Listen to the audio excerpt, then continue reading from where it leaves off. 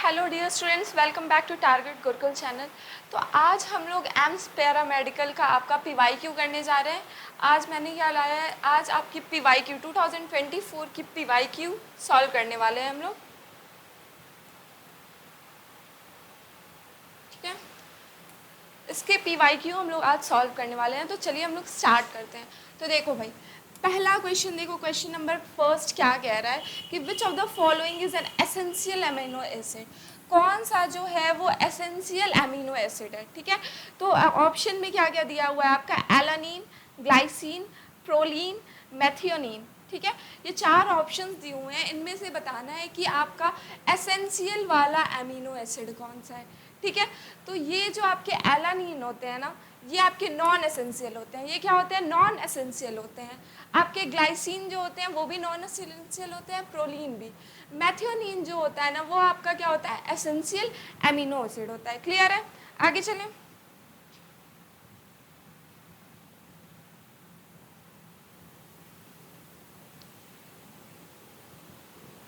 Question number 2 पे देखो आते हैं। क्वेश्चन नंबर 2 आपका क्या कह रहा है कि विच of the following is a globular protein. Globular protein आपका इसमें से कौन है। ठीक है, कैराटीन, इंसुलिन, मायोसिन, कोलेजन। तो इसमें से ग्लोबुलर प्रोटीन आपका कौन सा है। तो अगर हम लोग ग्लोबुलर प्रोटीन की बात करें ना, तो जो इंसुलिन होता है ना, वो आपका क्या होता है, ग्लोबुलर। ये वन वर्ड के आंसर है, इसको आपको याद करने की चीज़ है। जो ग्लोबुलर प्रोटीन होता है वो क्या होता है, आपका इंसुलिन होता है। क्लियर है, नेक्स्ट क्वेश्चन पे चलें। तो नेक्स्ट क्वेश्चन देखिए आपका क्या कह रहा है। नेक्स्ट क्वेश्चन कह रहा है कि विच of the following is a crystalline solid. Crystalline solid state पढ़ा है ना, उसमें हम लोग स्ट्रक्चर्स, टाइप ऑफ स्ट्रक्चर पढ़ते थे, क्रिस्टलाइन स्ट्रक्चर, एमॉर्फस स्ट्रक्चर, ये स्ट्रक्चर्स पढ़ते थे ना। तो क्रिस्टलाइन इसमें से बताना है कि कौन सा क्रिस्टलाइन सॉलिड होगा। ठीक है, तो यहाँ पे देखो क्या ऑप्शंस में है, रबर, ग्लास, क्वार्ट्ज और प्लास्टिक। तो भाई जो क्वार्ट्ज होता है ना, वो आपका क्या होता है, क्रिस्टलाइन सॉलिड्स होते हैं। ठीक है, बाकी जितने होते हैं ना, रबर हो गया, ग्लास हो गया, प्लास्टिक हो गया, ये आपके क्या होते हैं, एमॉर्फस सॉलिड होते हैं। ठीक है, क्या होते हैं, ये एमॉर्फस सॉलिड होते हैं। इतना क्लियर है, नेक्स्ट चलें। नेक्स्ट क्वेश्चन पे आते हैं। नेक्स्ट क्वेश्चन आपका क्या कह रहा है,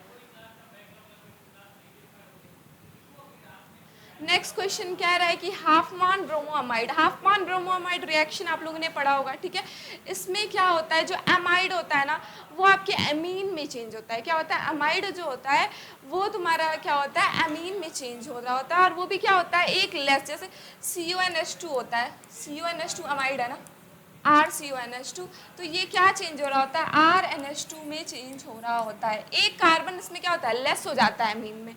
तो क्या होता है, इसका ऑप्शन यहाँ क्या हो जाएगा, an amine with one less carbon. ठीक है, क्या प्रोडक्ट फॉर्म होगा, जब आपका हाफमान ब्रोमोमाइड रिएक्शन होगा तो एमीन बनेगा विथ वन लेस कार्बन। ठीक है, यहाँ पे CONH2 में भी कार्बन है ना, यहाँ वो कार्बन क्या हो जाता है, कम हो जाता है। ओके, क्लियर है, इज दैट क्लियर। नेक्स्ट आगे चलें। चलिए भाई, नेक्स्ट क्वेश्चन पे चलते हैं। तो नेक्स्ट क्वेश्चन देखो क्या कह रहा है भाई। तो नेक्स्ट क्वेश्चन आपका क्या है रहा है कि विच of the following, sorry, what is formed when phenol.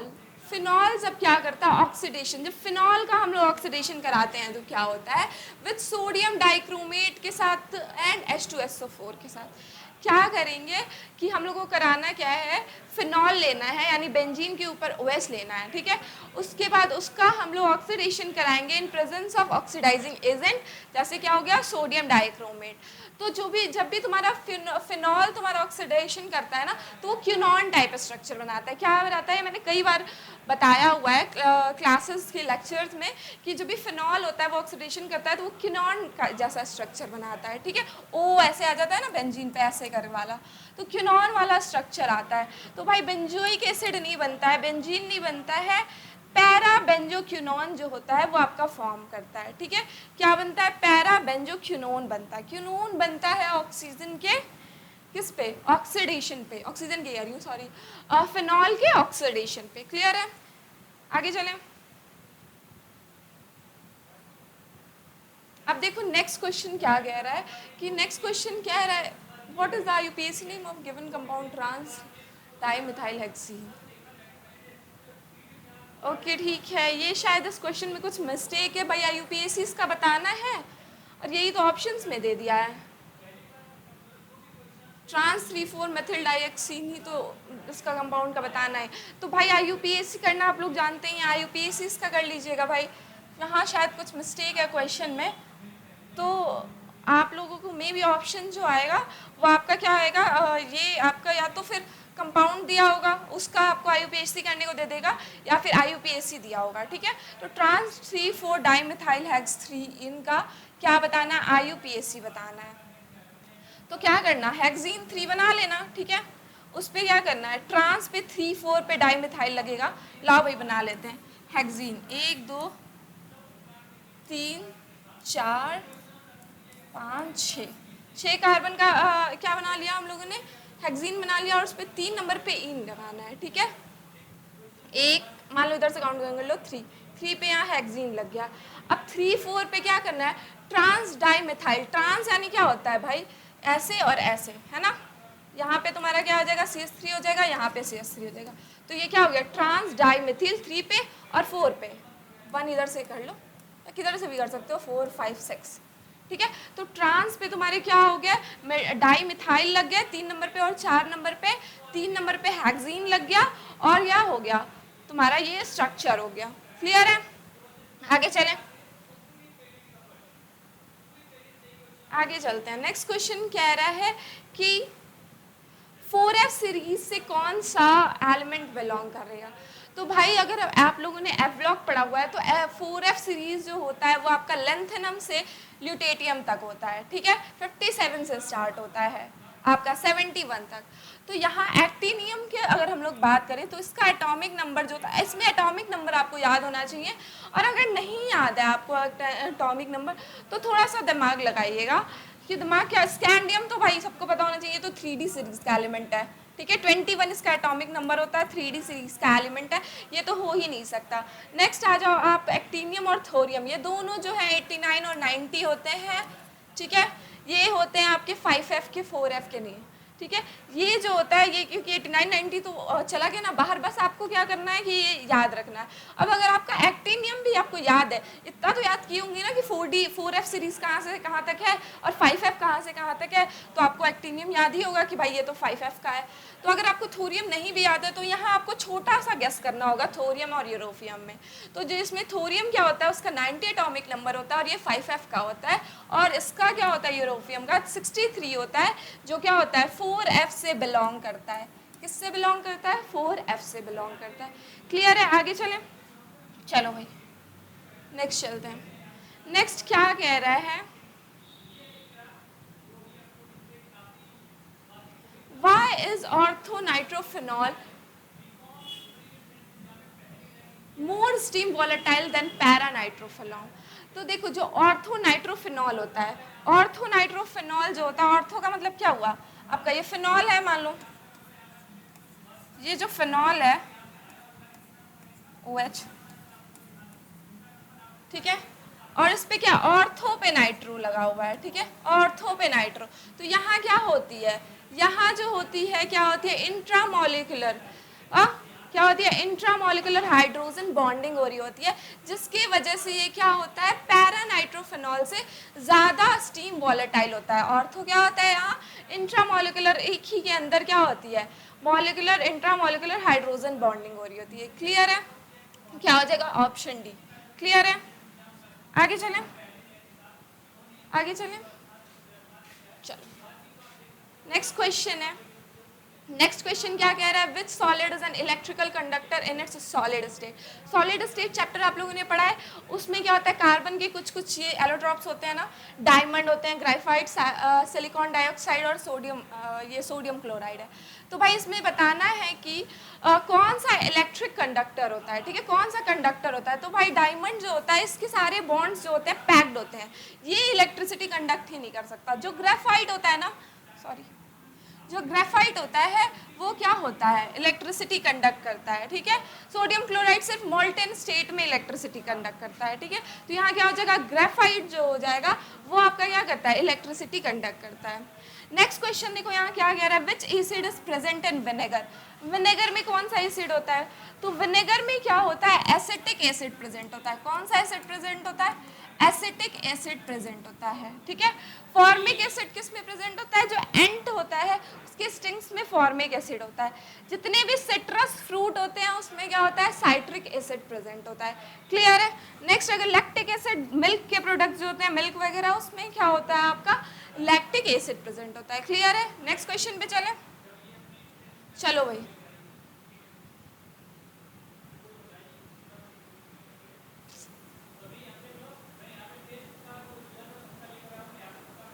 Next question देखो क्या कह रहा है कि अगर diazonium, what is formed when the diazonium salt made from aniline, ठीक है, is heated with water. Aniline मतलब क्या, फिनॉल पे जब NH2 लगा होता है, और डाइजोनियम सॉल्ट यानी N2Cl होता है, ठीक है।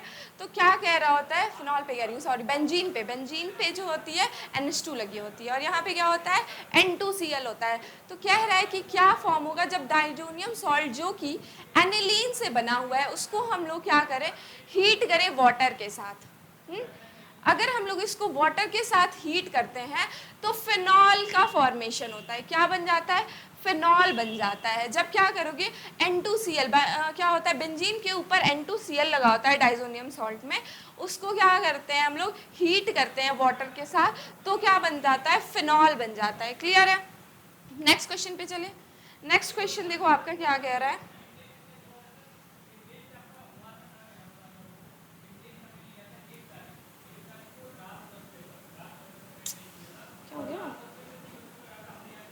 देखो क्वेश्चन नंबर 12 आपका क्या कह रहा है कि थर्मोप्लास्टिक पॉलीमर कौन सा होता है।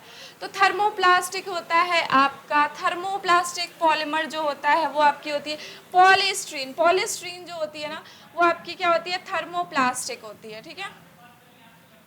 क्या होती है, थर्मोप्लास्टिक होती है। आगे चलें, पॉलीस्ट्रीन जो होती है ना वो आपकी क्या होती है, थर्मोप्लास्टिक होती है। नेक्स्ट क्वेश्चन क्या कह रहा है कि what is formed when benzene react with. Benzene क्या करता है अगर एक्सेस क्लोरीन के साथ, देखो भैया ध्यान देना है क्या लिख रहा है, एक्सेस लिख रहा है, ठीक है। अगर बेंजीन क्या करेगी, एक्सेस क्लोरीन के साथ रिएक्ट करती है इन प्रेजेंस ऑफ एनहाइड्रस AlCl3, तो क्या बनाएगी। तो यहाँ पे देखो क्लियर लिख दिया एक्सेस क्लोरीन। तो जब भी क्या होता है, जब बेंजीन क्या करेगी, एक्सेस क्लोरीन के साथ रिएक्ट कर रही होगी, एक्सेस क्लोरीन लिख दिया, ठीक है, एक्सेस क्लोरीन लिखा है, इसके साथ जब रिएक्ट करेगी किसके प्रेजेंस में, एनहाइड्रस AlCl3 के, तो क्या बना लेगा तुम्हारा हेक्साक्लोरोबेंजीन, यानी सारे बेंजीन के सारे कार्बन पे क्या आ जाएगा, क्लोरीन जुड़ जाएगा। बिकॉज यहाँ पे क्या है तुम्हारा डायरेक्ट लिखा हुआ है, क्लोरीन की जो मात्रा है वो ज़्यादा है, तो वो सारा क्या होगा, बाद बार सब्सटीट्यूट करते जाएगा धीरे धीरे, और ये क्या बना लेगा, हेक्साक्लोरोबेंजीन बना लेगा। क्लियर है, सॉरी। नेक्स्ट क्वेश्चन पे चलें, चलो। नेक्स्ट क्वेश्चन क्या कह रहा है आपका, क्वेश्चन नंबर 14। क्वेश्चन नंबर 14 कह रहा है कि how many ions are produce from the dissociation of, अगर हम लोग K3FeCN6 का डिसोसिएशन कर दें तो कितने आयंस बनेंगे। तो भाई डिसोशिएट कर दो भाई, K3FeCN6 को क्या करो, FeCN6 को डिसोशिएट कर दो। तो जब हम इसको डिसोशिएट करेंगे तो 3K+ आएगा, ठीक है, 3 पोटेशियम निकलेगा और एक FeCN6 माइनस आएगा। क्या आएगा, FeCN6 माइनस 1 आएगा, यानी कि 3 और 1 4 आयंस में टूट रहा है, ठीक है, 4 आयंस क्या हो रहे हैं, प्रोड्यूस्ड हो रहे हैं। क्लियर है। आगे चले। नेक्स्ट देखो भाई क्वेश्चन क्या कह रहा है, कह रहा है कि अगर तुम्हारा एटॉमिक नंबर क्या है, 28 है, 28 है, तो उसका मैग्नेटिक मोमेंट बताना है, ठीक है। तुम 28 भाई किसका होता है, काउंट कर लो, scandium, titanium, vanadium, chromium, manganese, iron, cobalt, nickel. Nickel का होता है 28, किसका होता है, निकेल का होता है ना। तो इसका कॉन्फ़िगरेशन क्या होता है, इसका होता है 3D8 4s2, ठीक है, ये होता है। अब इस पे हम लोग को मैग्नेटिक मोमेंट निकालने के लिए डी में जो फिलिंग हो रही है आपकी वो क्या हो रही है, 5 8 की हो रही है ना, तो यहाँ पे 2 अनपेयर्ड इलेक्ट्रॉन रह जाएगा। कितने अनपेयर्ड इलेक्ट्रॉन, 5 भरेंगे ऐसे ऐसे ऐसे, ठीक है, ये भर रहे होंगे अगर हम लोग, तो क्या होगा, 1 2 3 4 5 6 7 8, 2 बच रहा होगा ना, तो 2 अनपेयर्ड इलेक्ट्रॉन है, और जब भी तुम्हारा 2 अनपेयर्ड इलेक्ट्रॉन होता है तो एक प्लस पे जाते हैं और उतना आपका क्या हो जाता है, मैग्नेटिक मूवमेंट होता है। या तो फॉर्मूले से निकालो, फॉर्मूले से निकालो भाई, √n+2 बोर मैग्नेट ऑन करके निकालो, या फिर भाई ट्रिक है, ट्रिक क्या, अगर n है 2 तो 2 से जो बड़ा वाला होगा मतलब 3 के आसपास, यानी 2.82 वाला जो हो जाएगा ना वो आंसर हो जाएगा। या तो फिर भाई यहाँ 2 2 + 4 ऐसे रख कर सॉल्व कर लो, या तो डायरेक्ट ऐसे ही लगा दो, +1 करके हो जाता है, ठीक है। इसको राउंड ऑफ करोगे तो 3 हो जाएगा ना, 2.8 है तो 5 से बड़ा है, तो इसको राउंड ऑफ करने पे 3 आता है ना, तो इस वजह से इसका आंसर बी हो जाएगा। चलो नेक्स्ट क्वेश्चन पे आते हैं, नहीं तो भाई फॉर्मूले से भी निकाल के एग्जैक्ट निकाल के चेक कर लेना क्या आ रहा है। अभी देखो क्वेश्चन नंबर 16 क्या कह रहा है कि कॉलम को क्रोमेटोग्राफी, कॉलम क्रोमेटोग्राफी क्या होता है, सेपरेशन टेक्निक होता है ना, सेपरेशन टेक्निक होता है ये, जिसमें क्या कह रहा है कि एक होता है ना आपका एब्जॉर्बेंट, एब्जॉर्बेंट फेज क्या होगा। तो भाई अगर कॉलम क्रोमेटोग्राफी की बात करें हम लोग, तो उसमें एब्जॉर्बेंट जो होता है वो आपका सिलिका जेल होता है, ठीक है, सिलिका जेल होता है वो आपका एब्जॉर्बेंट होता है, ठीक है। स्टेशनरी फेज भी इसको बोलते हैं, सिलिका जेल जो होती है वो आपकी क्या होती है, एब्जॉर्बेंट होती है, या फिर कह सकते हैं स्टेशनरी फेज होती है। ओके चलो नेक्स्ट क्वेश्चन पे आते हैं।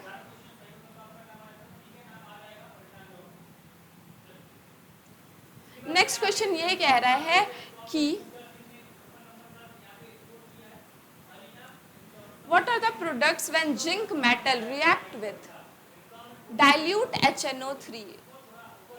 अगर जिंक क्या करेगा, डाइल्यूट HNO3 के साथ रिएक्ट कर रहा है और कंसंट्रेट HNO3 के साथ रिएक्ट कर रहा है, तो क्या फॉर्म करेगा। भाई ऑप्शन में कोई प्रॉब्लम है क्या, अगर डाइल्यूट के साथ करेगा तो N2O फॉर्म करेगा, ठीक है। तो यहाँ आपका हो जाएगा, अगर हम लोग डाइल्यूट के साथ जब रिएक्ट कर रहा होगा तो N2O के साथ फॉर्म होगा, लेकिन मेरे हिसाब से कंसंट्रेट के साथ NO बनाना चाहिए, लेकिन यहाँ ऑप्शन में है नहीं, तो भाई ऑप्शन बी लगा लो भाई, N2O और NO2, ठीक है। नेक्स्ट क्वेश्चन करते हैं। नेक्स्ट क्वेश्चन जो है आपका वो क्या कह रहा है, आपका नेक्स्ट क्वेश्चन कह रहा है कि in which of the following pairs in geometry mismatched. अब इन सबकी कुछ जियोमेट्री दी हुई है, इसका निकाल के हम लोग को देखना है कि किसकी जियोमेट्री क्या कर रही है, मिसमैच कर रही है। तो भाई H2S का बेंट होता है, ठीक है। अब या तो तुम निकालो भाई स्टीयरिक नंबर से निकालो, फिर ऐसे निकाल कर चेक करो, तो चलो एक एक का ऐसे या तो निकाल कर चेक करो, तो अभी हम लोग निकाल ही लेते हैं थोड़ा बहुत। चलो हाफ स्टीयरिक नंबर निकालना सीखा है ना, तो उससे निकाल लो, हाफ नाइट्रोजन में कितने होते हैं 5, और 3 क्या है मोनो एटॉमिक 5 3 8 8.2 4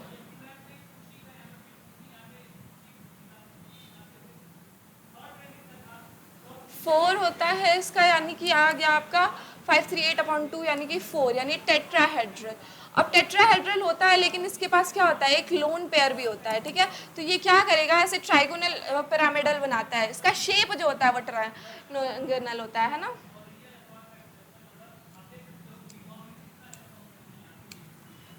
और अगर H2S का निकालें हम लोग, तो यहाँ देखो पहले इन सबका निकाल लेते हैं।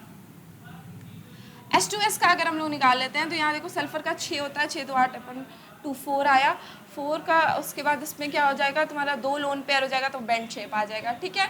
हाँ ठीक है, ये देखो TBP इसका ऐसे हो जाएगा कि नाइट्रोजन जो होगा आपका ऐसे हाइड्रोजन हाइड्रोजन हाइड्रोजन होता है और ऐसे लोन पेयर होता है, तो ये आपका ऐसे से ऐसे से क्या करता है, कुछ ट्राइगोनल बाइपिरामिडल जैसे प्लेनर में होते हैं, और ये ऐसा कुछ ट्राइगोनल बाइपिरामिडल जैसा स्ट्रक्चर बनाता है, तो ये तो आपका करेक्ट है। फिर H2S भी जो होता है वो भी आपका बेंट शेप बनाएगा, कैसे बनाएगा, क्योंकि इसके पास देखो स्टेयरिक निकालोगे तो 4 आ रहा होगा इसका स्टेयरिक, कितना आएगा, हाफ 6 + 2 यानी कि 4 आया स्टेयरिक नंबर। अब 4 में 2 क्या है आपके बॉन्ड पेयर है और 2 लोन पेयर है, तो यहाँ स्ट्रक्चर जो हो जाता है इसका सल्फर का कुछ ऐसा बेंट सा हो जाता है, ठीक है। 2 आपके क्या होते हैं, लोन पेयर होते हैं, अब लोन पेयर को हटा देते हैं और ये शेप जब निकालोगी तो ये क्या हो जाएगा, बेंट जैसा स्ट्रक्चर हो जाएगा, ठीक है। अब नेक्स्ट देखो BeCl2 का निकालोगी, थोड़ा सा गंदा हो गया। अब देखो तो यानी कि ये तो नहीं होगा आपका, ये तो सही दिया हुआ है, सॉरी ये क्या है, ये तो सही दिया हुआ है, TBP ही है इसका, इसका जो शेप आ रहा है वो ट्राइगोनल बाइपिरामिडल ही आ रहा है, और ये क्या है, बेंट है। अब ये आपका CH3Cl3 की बात करें हम लोग, तो ये जो होता है इसका क्या आता है, कार्बन आ गया आपका 4, हाफ कार्बन हो गया 4 प्लस 3 और 1 4, 8/2 4, 4 यानी कि टेट्राहेड्रल होता है ये, इसमें क्या है, ये टेट्राहेड्रल है। और यहाँ पे अगर हम लोग नोटिस करें तो कोई भी लोन पेयर नहीं है ना, 4 है, चारों क्या करेंगे, बॉन्ड बना लेंगे। तो ये क्या होता है, एक टेट्राहेड्रल इसका स्ट्रक्चर होता है, ना कि पिरामिडल होता है। इसका जो तुम्हारा क्या हो जाएगा, टेट्राहेड्रल हो जाएगा, और यहाँ क्या है, कोई लोन पेयर नहीं है, तो शेप में भी क्या चेंज नहीं आएगा, तो डायरेक्ट आपका ऑप्शन क्या हो जाएगा, पिरामिडल हो गया। और BeCl2 जो होता है ना, वो भी आपका लीनियर होता है, ठीक है, ये बनाकर आप खुद से देखना, ठीक है। स्टेयरिंग नंबर निकालना, डायरेक्ट उसमें बॉन्ड पेयर करना, लोन पेयर अलग करना, और फिर शेप क्या करना, लोन पेयर को छिपाना और शेप बनाकर चेक कर लेना, ठीक है, ऐसे बनाते हैं आप। क्लियर है। नेक्स्ट क्वेश्चन पे आते हैं। नेक्स्ट क्वेश्चन ये कह रहा है आपका कि what is the phenomena of movement of charged colloidal particle in an electric field. तो भाई इलेक्ट्रिक फील्ड है, इलेक्ट्रिक फील्ड लिख दिया है कि चार्ज कोलाइडल पार्टिकल जो है वो आपके मूवमेंट बताने हैं इन एन इलेक्ट्रिक। तो इलेक्ट्रिक फील्ड में जब मूवमेंट होता है चार्ज पार्टिकल का, तो उसको हम लोग क्या कहते हैं, इलेक्ट्रोफोरेसिस कहते हैं। क्या कहते हैं, इलेक्ट्रोफोरेसिस कहते हैं, नाम से ही दिख रहा है भाई, इलेक्ट्रोफोरेसिस कहते हैं, ठीक है। नेक्स्ट देखो, यहाँ देखना, थोड़ा सा ये कर देना 10 पे पावर 2, ऐसे करना, ये पावर में करना है, ऐसे मत करना। 10 पे पावर 2, 10 पे पावर 3, 10 पे पावर 5, 10 पे पावर 8, ऐसे ऑप्शंस कर लेना, ठीक है। अब यहाँ देखो क्या कह रहा है, by what factor is the radius of an atom. Atom जो होता है उसका रेडियस वो ग्रेटर देन होगा न्यूक्लियस के, तो ये होता है आपका 10 टू द, एटम जो हो जाएगा वो 10 टू द पावर -10 के फैक्टर में, और न्यूक्लियस का जो रेडियस हो जाएगा वो हो जाता है आपका 10 टू द पावर -15 के आपके फैक्टर्स में। तो जब इनका हम लोग क्या निकालना है, किस फैक्टर में चेंज हो रहा है, तो उसके लिए हम लोग क्या करेंगे, इसको डिवाइड कर देंगे, ठीक है। तो जब हम लोग इसको सॉल्व करेंगे तो आपका आंसर आ जाएगा 10 टू द पावर 5। क्या आ जाएगा, दोनों को सॉल्व करो भाई, यहाँ माइनस है तो उसको ऊपर ले जाओगे, तो माइनस प्लस क्या हो जाएगा, 10 टू द पावर 5 आ जाएगा, तो आंसर क्या हो जाएगा, 10 टू द पावर 5, ठीक है। नेक्स्ट क्वेश्चन चले। नेक्स्ट क्वेश्चन क्या कह रहा है, अब देखो इसमें क्या रहा है कि what is the increasing order of energy for the orbitals in a hydrogen atom. Hydrogen atom की बात कर रही है, इंक्रीजिंग ऑर्बिटल की। तो हाइड्रोजन एटम की जो एनर्जी होती है ना, वो सिर्फ किस पे डिपेंड कर रही होती है, आपके प्रिंसिपल क्वांटम नंबर पे, यानी कि जिसका क्वांटम नंबर सेम होगा ना उसकी एनर्जी सेम हो जाएगी। तो भाई यहाँ देख लो ऑप्शन, तो यहाँ देखो, यहाँ जिसका जिसका क्वांटम नंबर सेम है ना,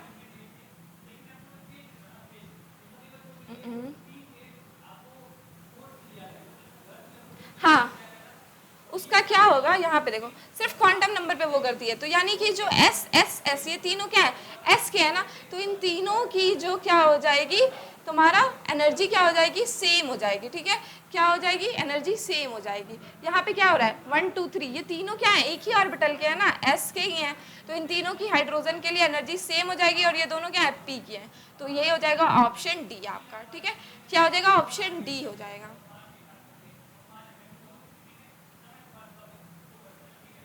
एक सेकेंड भाई,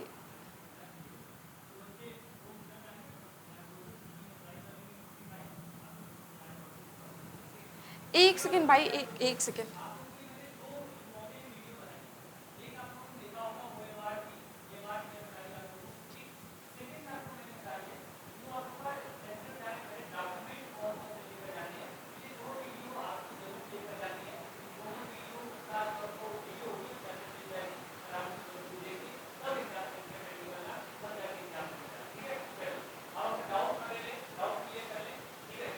हाँ क्वेश्चन में कुछ गलती है क्या भाई इसमें,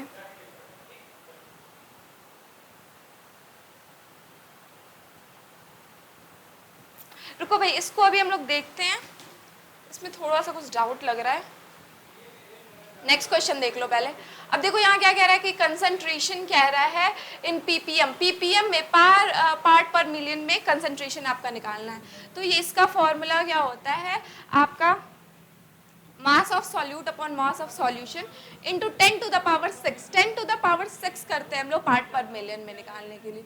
तो यहाँ देखो क्या करना है, कंसंट्रेशन निकालना है इन पीपीएम में इन 7 mg ऑफ ऑक्सीजन में, ठीक है, 7 mg ऑफ ऑक्सीजन में। तो यहाँ क्या हो जाएगा 7 mg, ठीक है, अपॉन 1028 हो जाएगा, डिसॉल्व कर रहा है ये इस ग्राम में, ठीक है। सॉल्यूशन का मास हो गया इनटू 10 टू द पावर 6 कर लेंगे। अब इसको हम लोग को क्या करना है, सॉल्व कर लेना है, ठीक है, पीपीएम में। ये आंसर हो जाएगा पीपीएम में, पार्ट पर मिलियन में। तो भाई इसको सॉल्व करोगे तो आपका आंसर आएगा, इसको काटना पीटना और थोड़ा सा कैलकुलेशन करना। भाई लाओ मैं थोड़ा सा कैलकुलेशन कर ही लेती हूँ, करो भाई क्या आ रहा है।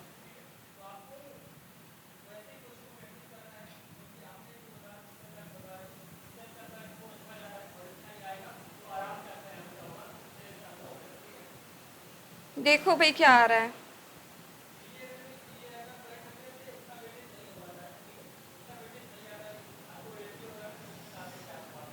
देखो भाई क्या आ रहा है। हाँ तो इसको सॉल्व करने पे आ जा रहा है, कैलकुलेट करने पे 6.8 ppm, ठीक है।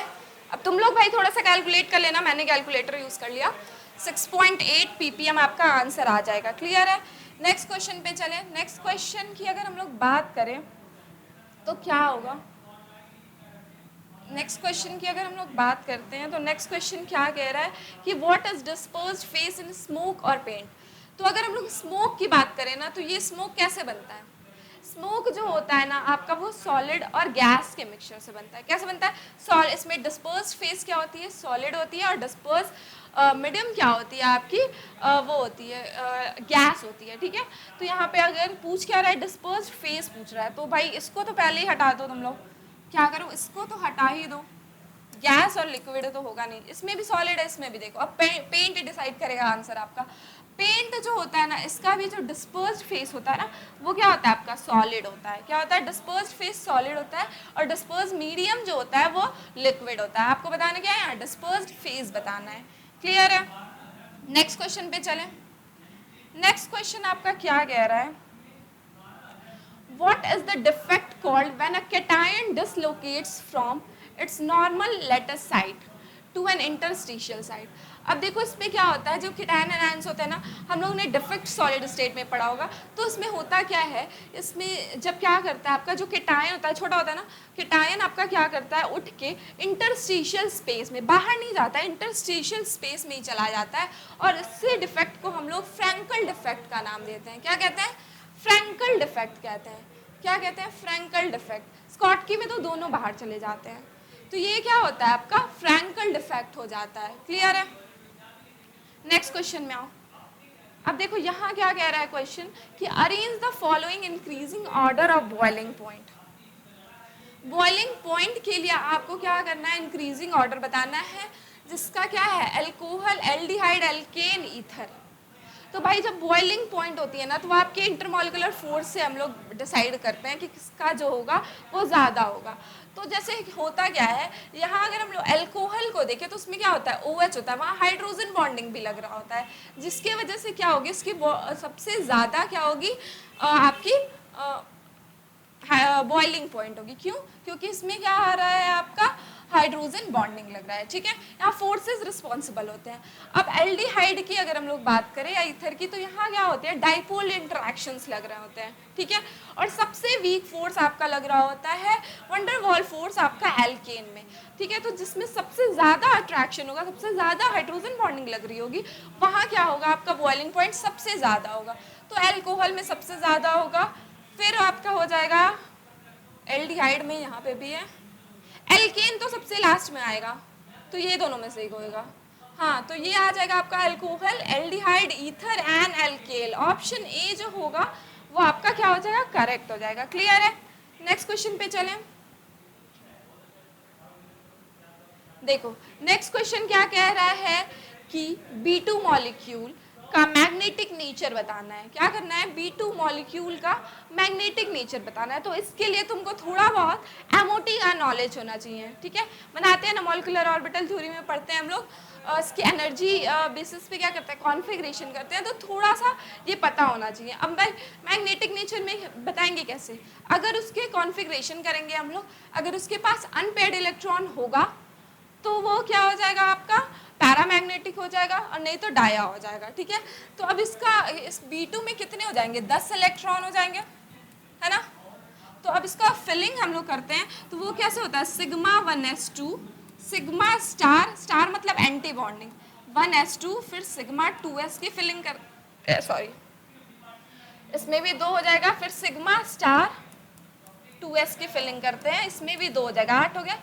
फिर आता है पाई 2px, क्या होता है, पाई 2px equals to pi 2py की एनर्जी सेम होती है, और इसमें एक इलेक्ट्रॉन इसमें भरेंगे, एक इलेक्ट्रॉन इसमें भरेंगे, पाई 2p की, हाँ पाई 2p की और 2py की एनर्जी क्या होती है, सेम होती है। तो यहाँ एक एक इलेक्ट्रॉन भरेंगे, यानी कि इसके पास क्या है, अनपेयर्ड इलेक्ट्रॉन है, तो ये क्या हो जाएगा, पैरामैग्नेटिक हो जाएगा। क्लियर है, जब अनपेयर्ड इलेक्ट्रॉन होते हैं तो क्या हो जाता है, पैरामैग्नेटिक हो जाता है। अब देखो यूनिट बताना है आपका रेट कांस्टेंट का, ठीक है। जीरो ऑर्डर के लिए और सेकंड ऑर्डर रिएक्शंस के लिए आपके लिए क्या बताना है, यूनिट बतानी है। तो इसके लिए एक जनरल फार्मूला होता है, जनरल फार्मूला क्या होता है आपको याद कर लो, मोल पे पावर 1 माइनस n, फिर लीटर पे पावर n माइनस 1 और सेकंड का इनवर्स, ठीक है। अब जिस भी यूनिट के लिए निकालना होगा उस पर हम लोग इसको अप्लाई करेंगे, ठीक है। तो अब देख लो, चलो इस पे अप्लाई करते हैं। सेकंड ऑर्डर के लिए अगर हम लोग अप्लाई करें तो n की जगह क्या करेंगे, 2 रख देंगे, ठीक है। तो यहाँ आएगा क्या, मोल 2 रखेंगे तो 1 माइनस 2 कितना आ जाएगा, -1, लीटर पे क्या रखेंगे, 2 माइनस 1 यानी 1, और सेकंड इनवर्स यानी mole inverse litre second inverse जो होगा वो आपका यूनिट हो जाएगा सेकंड ऑर्डर के लिए।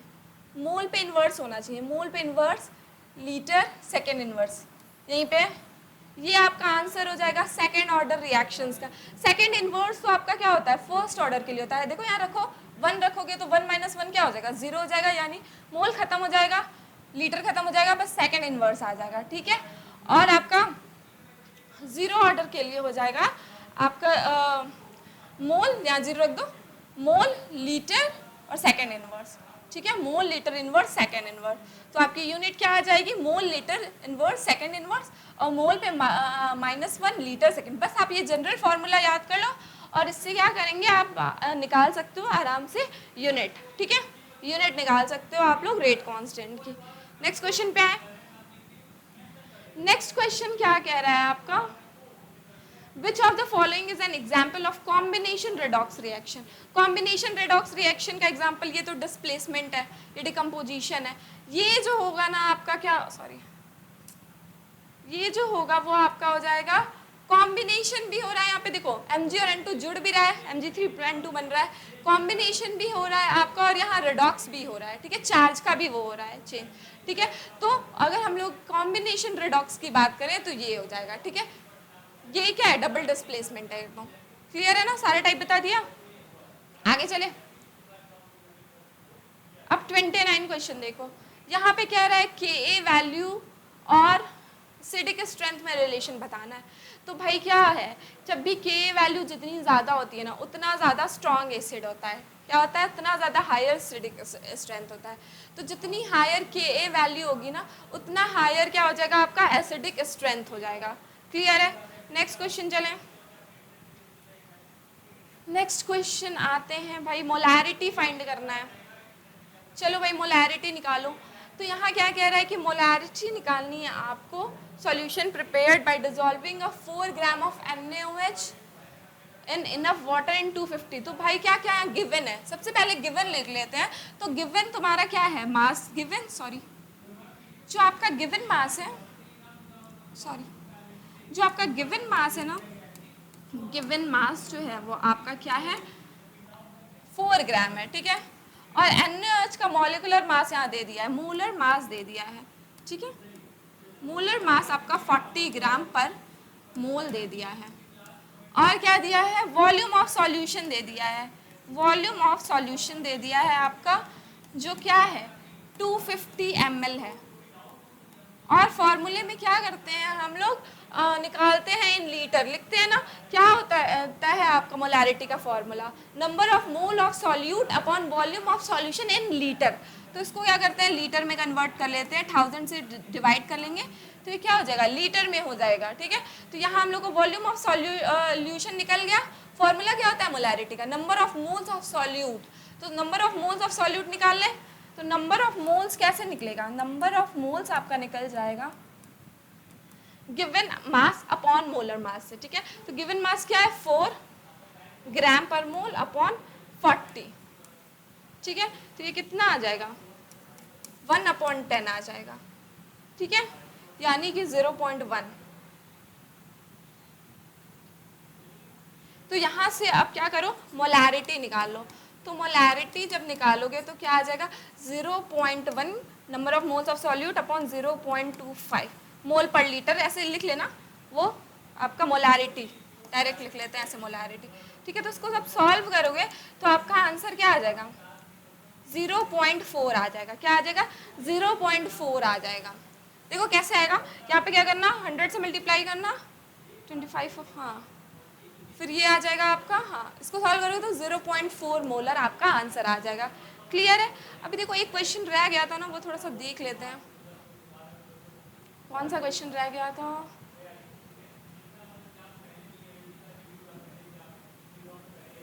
क्वेश्चन एफ सेंटर फ्रैंकफर्ट हो गया था। हाँ तो ये देख लो एक बार, एनर्जी वाला देख लो। तो मैंने क्या बताया, इसका जो एनर्जी जो होता है ना, मैंने अभी चेक किया तो डाउट थोड़ा सा हो गया था बी और डी में। तो यहाँ पे होता क्या है, हाइड्रोजन एटम की जो एनर्जी होती है, मैंने क्या बताया प्रिंसिपल क्वांटम नंबर पे होती है। तो अगर उसका क्वांटम नंबर सेम है ना तो उसकी एनर्जी सेम हो जाएगी। तो इसके हिसाब से जो आपका आंसर हो जाएगा ना वो बी होना चाहिए। क्या होना चाहिए, बी होना चाहिए। यहाँ पे क्या है, सेम है quantum number same energy, same quantum number same energy, तो आपका ऑप्शन क्या हो जाएगा, बी हो जाएगा। क्लियर है।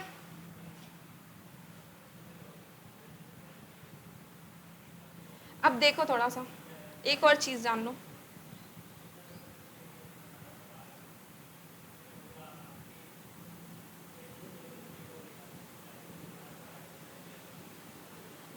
अब यहाँ देखो, यहाँ आपको देखना है कि ये जो एम्स पैरामेडिकल, अगर आपको क्या करने हैं और क्वेश्चंस लगाने हैं तो आप जाना टारगेट गुरुकुल के उस पे। अब यहाँ आपको क्या मिलेगा, 20+ मॉडल पेपर्स मिलेंगे ऐप पे। ठीक है, 5 मॉक टेस्ट मिलेंगे और एक मॉक टेस्ट फॉर फ्री मिलेगा। 10 तारीख को आपका फ्री टेस्ट होने वाला है, वो भी आप दे सकते हैं। और ये सारी चीज़ें आपको क्या मिल रही हैं, इंक्लूडेड मिल रही हैं। ठीक है, तो आप जल्दी से जाओ और अपना कंप्लीट प्रिपरेशन पैकेज लो। ठीक है, तो ये जो है आपकी ये कुछ चीज़ें इसमें मिलने वाली हैं और आपका 10 को फ्री टेस्ट होने वाला है। सब ज्वाइन करो और 2 टेस्ट अपनी प्रिपरेशन को बढ़ाओ। ठीक है, तो अब हम यहाँ पे वीडियो एंड करते हैं। क्लियर है, चलो ठीक है।